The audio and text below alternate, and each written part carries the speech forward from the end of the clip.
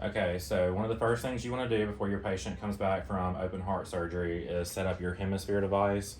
So when you turn the power on, one of the first screens is going to carry you to is your patient data screen. So on this screen, this is where you enter all your patient's demographics. So their patient ID, which is their D number, their gender, your age, your height in inches, and your weight in kilograms. After you finish with this screen, it is going to take you to this screen. So it's going to ask you, do you want invasive or minimally invasive monitoring? Currently, we're only doing minimally invasive just due to some of our devices being on back order. And we will address later as far as the invasive monitoring setup. After you get this device set up, one of the first things you're going to want to do is get your EKG cable. So the EKG cable is this red cable here. You have two here that we don't currently use right now.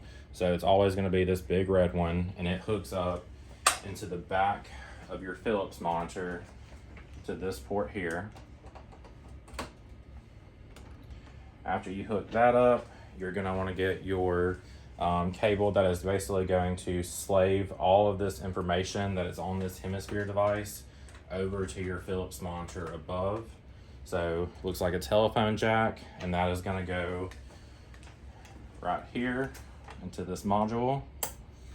So after you get all of that hooked up, one of the next things you're going to want to look at are your cables here. So this little device right here is called a dongle. So this basically allows you to plug in two cables into this one transducer versus only being able to plug in one here.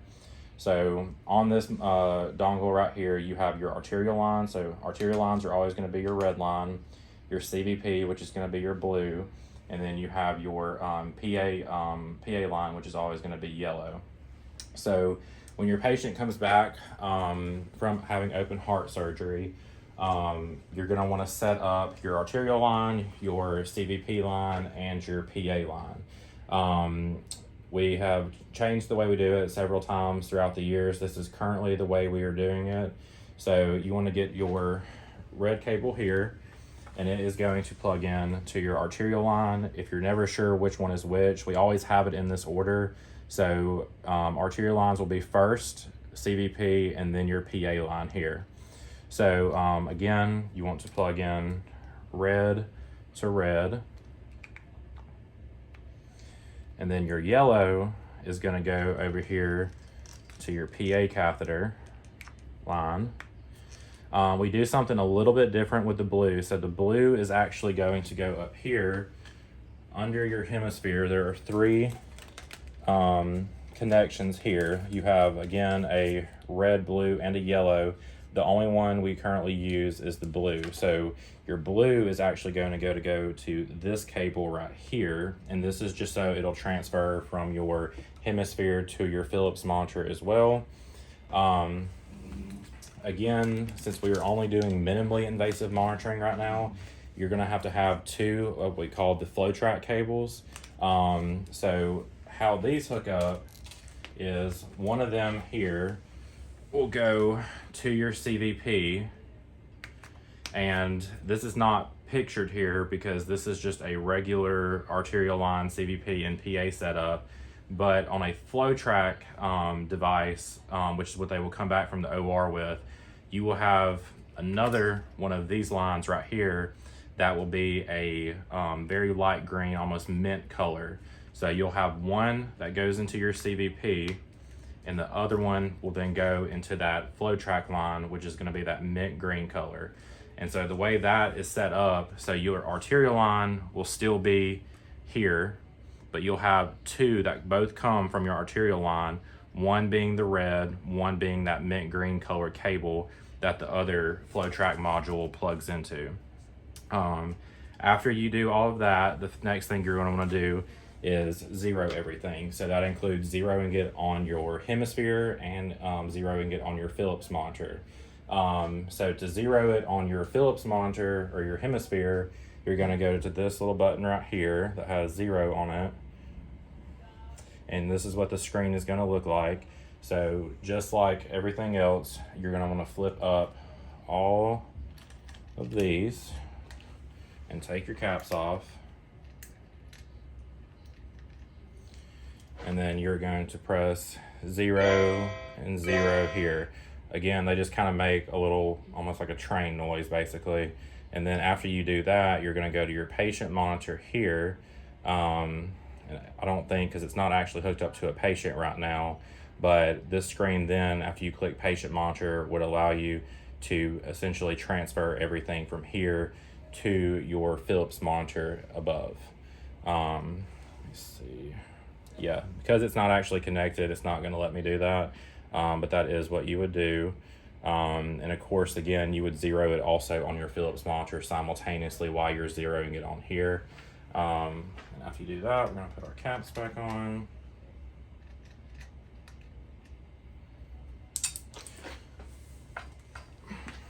Obviously, you would get a new cap if you just drop that on the floor. All right, so over to your swan. Not all of our patients come back with swans after open heart surgery. Depending on what their ejection fraction is looking like, we'll kind of decide whether or not they will.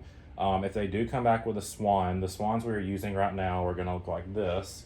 So there's really nothing you have to hook up anymore on this particular swan. So your CVP is this blue line here. Your PA line is this line here.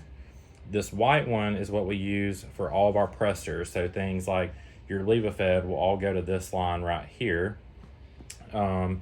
This cord right here that has the little threads on it, so you can use this actually for a temperature. And on the side of your Hemosphere over here, you have a cord that just sticks right here in the side.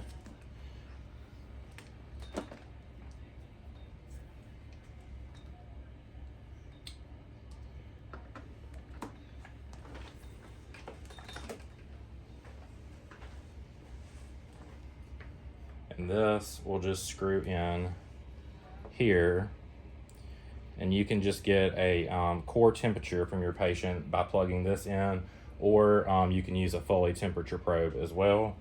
After, again, we hook this up, everything has also been zeroed. One of the next things you're gonna wanna look at is your syringe right here.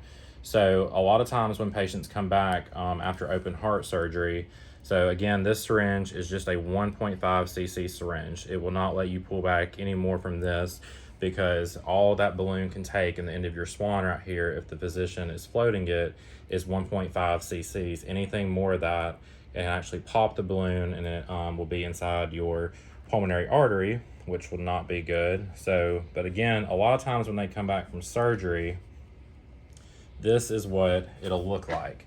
So you never want to keep air in this syringe just for safety purposes, because if that air accidentally gets pushed into that PA line, you know, we're going to have some issues. So the first thing you're going to want to do is make sure it's locked before you take this syringe off. So the locked position will be these two red lines right here are not matching up. So that is locked.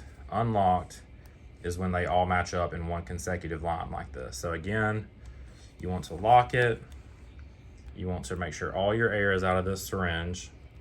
Then you can put the syringe back on. And as far as that goes, that is the basics of setting up your FlowTrack system, your Hemosphere, and your Philips monitor for a CV open heart recovery patient.